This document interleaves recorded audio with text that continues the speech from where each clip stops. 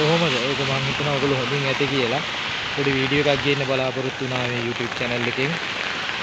ශ්‍රී ලංකාවටම බලපාලා තියෙන මේ தත්ත්වය මේ කාලගුණය අකීකරු වෙලා තියෙන්නේ. දැස්ස අකීකරු වෙලා තියෙන්නේ. රැස්සට සුන්දර කරන්න පුළුවන් වගේම ජීවිත දහස් ගණන් නැති කරන්න පුළුවන් මේ ස්වභාව ධර්මයක් එක්ක. මම කියන ස්වභාව ධර්ම දැක ගන්න ඕනේ. ස්වභාවයෙන් ප්‍රචණ්ඩ වෙලා තියෙන්නේ වර්ෂාව ප්‍රචණ්ඩ වෙලා තියෙන්නේ. ඈතින් තියෙන පොල් ගස් ගැලවිලා වතුරත් එක ගහන්න ඉඳ තියෙන්නේ. මේ පාදිච්චට නගරේ පුත්තලිය ඔක්කිට අර කරලා තියෙන්නේ. පාරට වතුර දාන්න ඔන්න වෙන්න තියෙන්නේ. ඉතින් අපි ගිහිල්ලා බලමු කොහොමද තත්ත්වය කියලා. ඉතින් ඔයගොල්ලෝ පරිස්සමට ගෙවල් වෙලාට ඉන්න. මාත් පරිස්සම් වෙලා මේ වීඩියෝ එක කරලා ආයෙත් යනවා. ඉතින් ගෙදර පරිස්සමෙන් ඉන්න.